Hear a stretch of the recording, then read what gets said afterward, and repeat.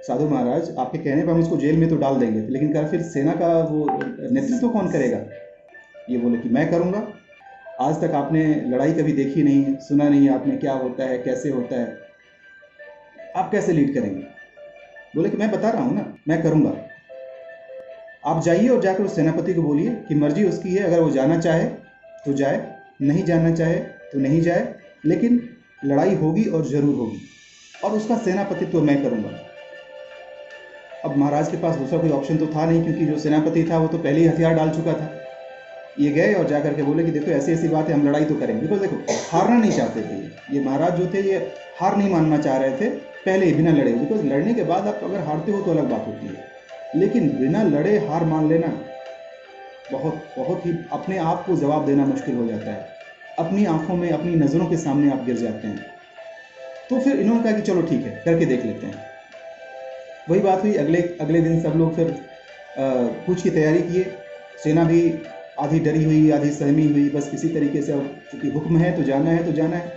सब लोग निकले वहाँ से। जो युद्ध स्थल था वहाँ पर पहुँचने के जस्ट कुछ देर पहले ही वहाँ पर एक मंदिर था। ये जो साधु महाराज थे उन्होंने एक बात कही कि ऐसा करते हैं, हम सब लोग कुछ देर के लिए यहाँ पर रुकते हैं, और रुक करके मैं जाता हूँ, जा करके मैं भगवान से वहाँ पर पूछ करके आता हूँ कि क्या हम ये लड़ाई जीतेंगे या नहीं जीतेंगे।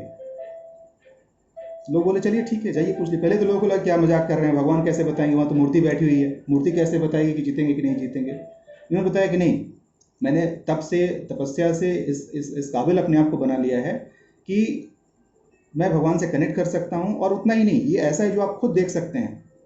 मेरे पास एक सिक्का है, मैं वहाँ जाऊँगा, आप में से जो लोग चलना चाहते हैं वो मेरे साथ चलें। मैं जाऊँगा और जा करके प्रभु की पूजा करूँगा, उनसे पूछूँगा और सिक्का उछालूँगा। अगर हेड आ गया मतलब हमारी जीत पक्की है, और अगर टेल आ गया मतलब हम हार जाएंगे। तो अगर हमें लगता है हार जाएंगे तो फिर हम बात की बात बाद में करेंगे, अगर हेड आ गया तो हम डेफिनेटली आगे बढ़ेंगे। बोले चलो ठीक है, ट्राई कर लेते हैं, ट्राई करने में क्या जाता है।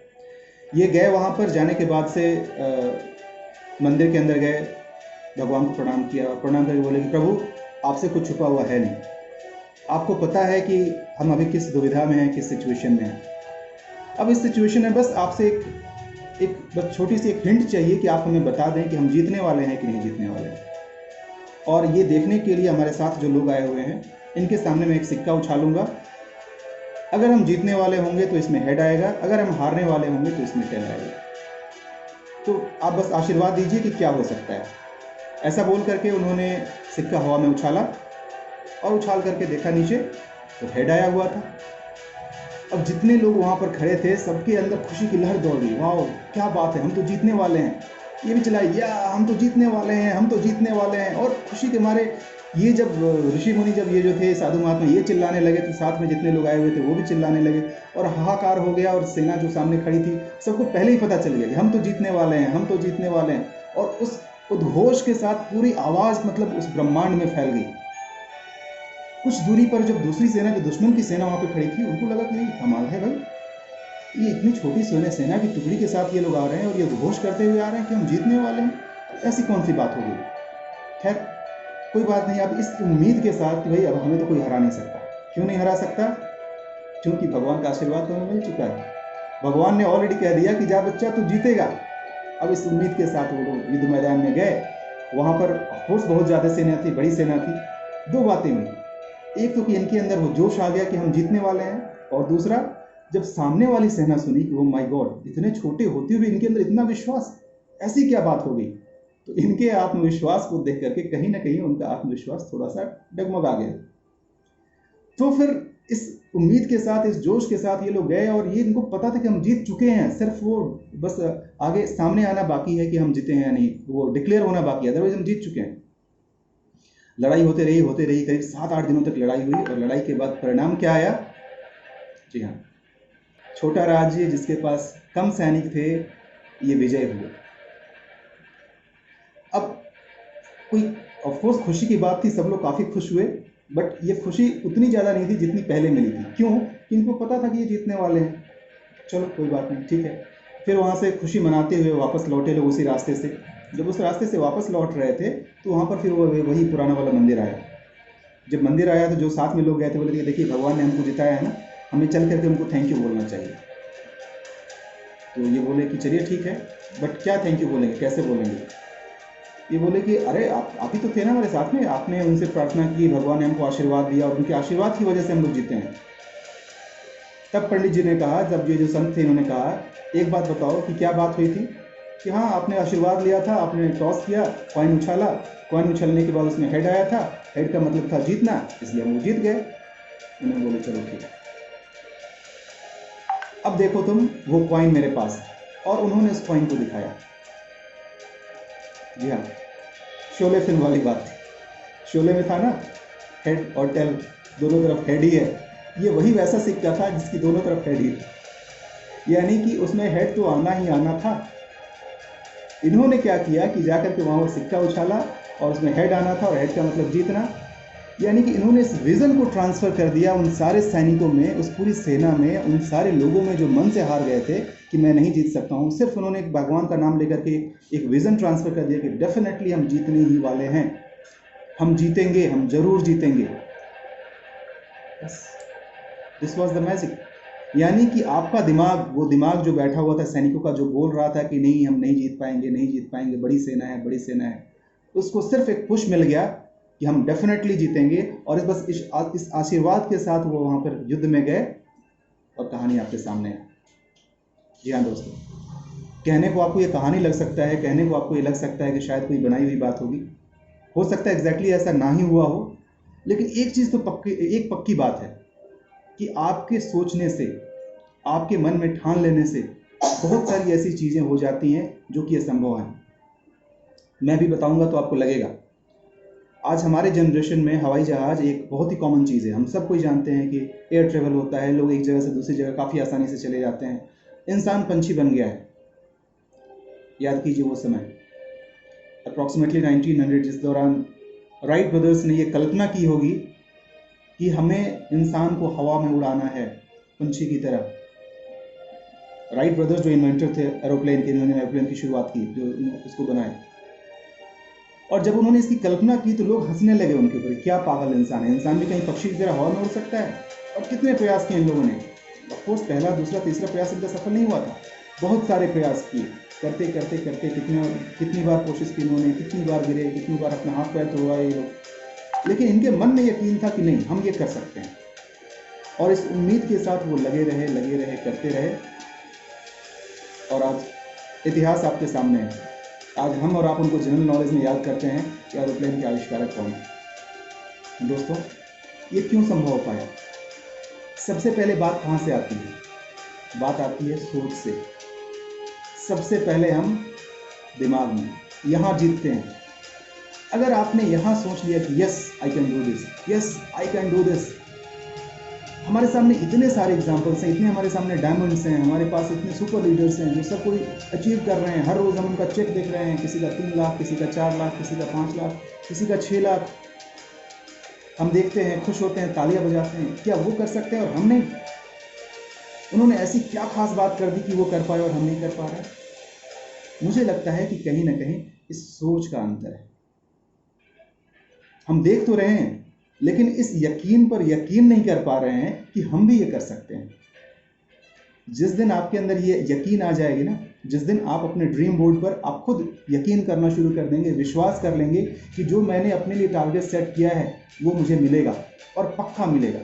देखिए, अभी दिमाग मत लगाइए, अरे ऐसा कैसे हो सकता है, ऐसा इतना बड़ा टारगेट कैसे अचीव हो जाएगा, ये कैसे पॉसिबल है। दिमाग मत लगाइए, बस भूल जाइए। अभी आप अपने आप को ये बोलिए कि हाँ जी, होगा होगा होगा, बोल करके बस यूनिवर्स में, इस दुनिया में छोड़ दीजिए। रोज सुबह उठिए, अपने ड्रीम बोर्ड को देखिए, होगा होगा, हो जाएगा। फिर से बोलूँगा कि जब आप किसी चीज़ को पूरे शिद्दत के साथ चाहने लगते हैं ना, तो पूरी कायनात उससे मिलाने में लग जाती है। ब्रह्मांड के पास छोड़ करके तो आइए, अपनी इन बातों को आप हवा में छोड़ करके तो आइए, दुआओं में काफ़ी असर होता है। इस ब्रह्मांड में बहुत सारी ऐसी शक्तियाँ हैं जो कि आपको दुआएं दे रही हैं। आप लेना तो सीखिए, इसको स्वीकार करना तो सीखिए, जरूर जरूर मिलेगा। अब इस यकीन के साथ अगर आप शुरू करते हैं, आप देखिए अगर कल से आपके अंदर कितना अधिक अंतर आ रहा है। अगर आप कल से क्या, आज से, अभी से जो भी आपने ड्रीम बनाया है उस ड्रीम पर यकीन करना शुरू कीजिए और अपने आप को बोलना शुरू कीजिए, होगा होगा होगा। फिर आप आगे बढ़ना शुरू कीजिए, देखिए क्या अंतर आता है, आपके रिजल्ट में क्या अंतर आता है। एक और रियल स्टोरी सुनाता हूँ। अभी जो मैंने बताई थी ये तो एक कहानी थी, इसमें कितनी सच्चाई है मैं भी नहीं जानता, लेकिन अभी जो मैं कहानी सुनाने वाला हूँ ये कहानी सच्ची कहानी है। ये कहानी क्या है, अमेरिका का एक बच्चा था, उसकी उम्र करीब होगी 12 से 13 साल के आसपास, और उसको कुछ बहुत ही अलग तरीके की बीमारी हुई, कुछ इस तरीके का कैंसर था जिसका कोई इलाज नहीं था। मतलब मेडिकल साइंस के लिए वो एक मिस्ट्री थी और उसका अभी तक कोई इलाज नहीं बन पाया था। जब डॉक्टर के पास गए ये लोग और जाने के बाद जब बात हुई, जब डॉक्टर ने देखा, उसके बाद से डॉक्टर ने कहा कि भाई इस बच्चे का तो कुछ नहीं हो सकता, ये बचेगा नहीं। अब आपको क्या करना, पेरेंट्स को बताइएगा, बच्चे को तो आप ये बता नहीं सकते हैं कि ये नहीं बचेगा। तो एक काम कीजिए, फिलहाल जो भी 3-4 महीने इसके बचे हुए हैं इसको स्कूल से छुट्टी दिला दीजिए, ये घर जाए और घर जा करके जो भी इसको पसंद है अपना वो काम करता रहे। अब बच्चे की तबीयत ख़राब रहती थी, ऑब्वियसली स्कूल में वो कंटिन्यू नहीं कर पा रहा था, तो पेरेंट्स ने, अब कितनी दुख भरी बात होगी आप इमेजिन कीजिए, एक पेरेंट्स जिसको पता हो कि उसका बच्चा 3-4 महीने बाद जाने वाला है, कितनी तकलीफ़ की घड़ी होगी उन पेरेंट्स के लिए। लेकिन क्या करें, बच्चों के सामने नहीं रो सकते हैं ना, अगर वो कमज़ोर पड़ गए बच्चे के सामने फिर तो बच्चा भी कमज़ोर हो जाएगा। तो उन्होंने कहा कि बच्चे देखो ऐसा है ना कि स्कूल में अभी तुमको स्कूल जाने की ज़रूरत नहीं है, क्योंकि स्कूल में अभी वैसी पढ़ाई नहीं हो रही है, अभी घर पे ही रहो और घर पे रह के ही हम पढ़ाई करेंगे, कोई दिक्कत नहीं है, अभी तुमको आराम की ज़रूरत है ना, डॉक्टर अंकल ने कहा ना कि आराम करना है, घर चलो और घर चल के हम आराम करते हैं। तो बच्चा गया घर में, बोला कि पापा लेकिन मैं बोर हो जाता हूँ घर में, मैं क्या करूँ। बोले कोई बात नहीं, तुमको वीडियो गेम पसंद है ना। बोला कि हाँ पापा वीडियो गेम तो पसंद है, चलो ठीक है, मैं कल तुम्हारे लिए नया वीडियो गेम लेकर के आऊँगा। अगले दिन पापा ऑफिस से वापस आए, वापस आते हुए अपने साथ एक बड़ा सा प्ले स्टेशन लेकर के आए और उस बच्चे को दिया। अब यहाँ से सुनने और समझने की कोशिश कीजिएगा। जब उन्होंने प्ले स्टेशन उस बच्चे को दिया तो देने के बाद उन्होंने एक ऐसी अपने मन से स्टोरी बना दी, और स्टोरी बना कर उन्होंने कहा कि देखो ये जो तुम्हारे अंदर जो कीड़ा घुस गया है ना, जो बीमारी जो घुस गई है जिसके कारण से तुमको अभी आराम करना पड़ रहा है, डॉक्टर अंकल ने कहा था कि इस गेम से ही इसका इलाज है। तुमको क्या करना है कि डेली बस स्कोर इसके बढ़ाने हैं। आज सपोज तुमने 10,000 स्कोर किया तो कल 11,000 करना है, परसों 15,000 करना है। जितना ज़्यादा स्कोर तुम करते जाओगे इस वीडियो गेम में, उतने उतने तुम्हारे शरीर के जो कीटाणु हैं, जो विषाणु हैं, वो मरने लगेंगे। वो बोला अच्छा ऐसा है क्या, ये वीडियो गेम तो मुझे पसंद है, मैं तो दिन रात एक करके गेम खेलूंगा और हर रोज़ मैं जितना बनाया हूँ उससे अगले दिन काफ़ी ज़्यादा बनाऊंगा और इस बीमारी को देखिए मैं कैसे ठीक करता हूँ। हकीकत क्या है आप भी समझ सकते हैं, वीडियो गेम खेलने से कोई बीमारी ठीक नहीं होती। डॉक्टर ने कह रखा है कि इसका कोई इलाज नहीं है, वो बच्चा नहीं बचेगा, 3-4 महीने का मेहमान है। अब इन्होंने बच्चे का दिल रखने के लिए, बच्चे को फुसलाने के लिए कह दिया। अब देखिए बच्चा का दिमाग, यही खासियत होती है बच्चों की, आप जैसा बताएंगे ना वो बस उसको सच मान लेंगे। अब बच्चा उसको सच मान बैठा, बोला अच्छा ऐसा है पापा, मैं ज़रूर करूँगा।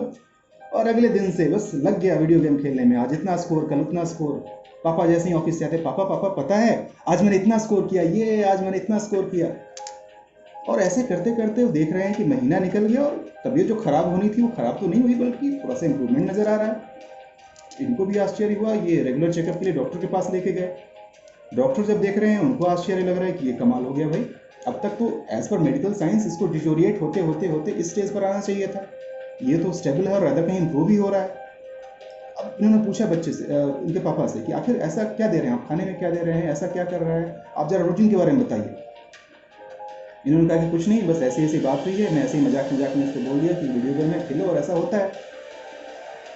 अब डॉक्टर ने कहा कि लगता है कुछ खास बात यहीं पे, कोई बात नहीं खेलने दीजिए उसको। और डॉक्टर ने कहा देखो फ़ायदा हो रहा है ना, मैंने कहा था ना इसको खेलोगे तो होगा, चलो और खेलो तुम। अब वो बच्चा, उसके अंदर कॉन्फिडेंस आ गया, वो बोला कि पक्का आप देखिए कितनी जल्दी मैं ठीक होता हूँ। और ऐसे करते करते आने वाले जो 4 महीने का टाइम दिया गया था, वो बच्चा 3 महीने के अंदर हॉस्पिटल में जा कर के पूरा जो क्लियरेंस सर्टिफिकेट होता है, सारे इलाज सारे टेस्ट उसके वहाँ से नेगेटिव आए, कहीं पे कोई बीमारी उसके अंदर नहीं थी और पूरी तरह से स्वस्थ होकर के अपने घर आ गया। दोस्तों ये सच्ची घटना है, ये सच्ची कहानी है। जिस सवाल का जवाब मेडिकल साइंस के पास नहीं था वो हो पाया सिर्फ और सिर्फ इस सोच के कारण से, इस दिमाग के कारण से उस बच्चे ने अपने दिमाग को इतने अच्छे से ट्रेन कर दिया, इतने अच्छे से बता दिया कि भाई इस वीडियो गेम को खेल करके ही मैं जीत सकता हूँ, मैं अपनी ज़िंदगी से जीत सकता हूँ, अपने अंदर की बीमारी को मैं मार सकता हूँ। और आपके सामने फाइनली फिर रिजल्ट क्या है दोस्तों। इन सारे एग्जाम्पल्स के थ्रू मैं आपको यही बताना चाहता हूँ कि जैसा सोचेंगे वैसा ही पाएंगे। आपकी सोच जैसी होगी, आपको उसका परिणाम भी वैसा ही मिलने वाला है। जब मैं इतनी सारी बातें बता पा रहा हूँ तो कुछ लोग ऐसे भी होंगे जिनके अंदर उनके नेगेटिव थॉट्स आ रहे होंगे कि सर बोलना आसान है, कहना आसान है, आप बोलने को तो बोल देते हैं, बट ऐसी ऐसी बातों पर कैसे यकीन करूँ, मेरे साथ ऐसे ऐसे प्रॉब्लम आ रहे हैं, मैं उस पर कैसे यकीन करूँ। एक एक का सवाल तो मैं नहीं ले पाऊंगा, बस मैं इन जनरल एक आंसर दे देता हूँ इस सवाल का। इसका आंसर ये है कि दोस्त, जब आप प्रॉब्लम के बारे में बात करेंगे ना तो सिर्फ और सिर्फ प्रॉब्लम ही सामने आएगा। प्रॉब्लम के बारे में बात मत कीजिए, उसके सॉल्यूशन के बारे में बात कीजिए। ऊपर वाला ना प्रॉब्लम उसी को देता है जो उसको झेलने की शक्ति रखता है। प्रॉब्लम मिला है, स्वीकार कीजिए। अब उसका उपाय क्या है ये देखिए, आप उसमें से कैसे बाहर निकल सकते हैं ये देखिए, उसको कैसे झेल सकते हैं, और झेलना ही नहीं है, उससे लड़ करके एक फाइटर की तरह कैसे बाहर निकल सकते हैं ये देखिए। सर क्या करें, जिस प्रोस्पेक्ट से बात करते हैं वो बोलता है सोचेंगे देखेंगे, आता ही नहीं, हम क्या करें। अरे कम ऑन, ये बोल देना this is not the solution, ये तो प्रॉब्लम हो गया।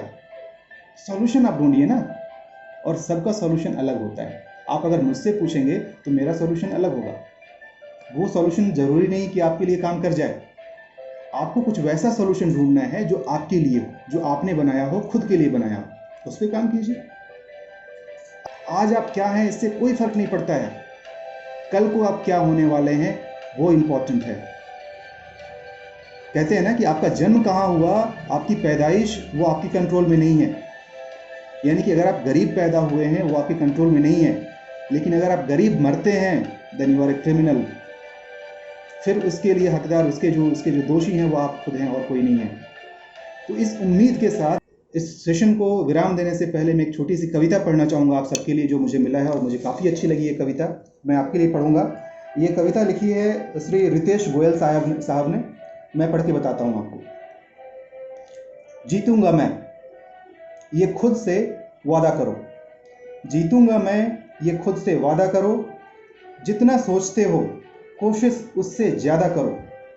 तकदीर भी रूठ जाए तो कभी हिम्मत मत हारना मेरे दोस्त। इतना मजबूत अपना इरादा करो।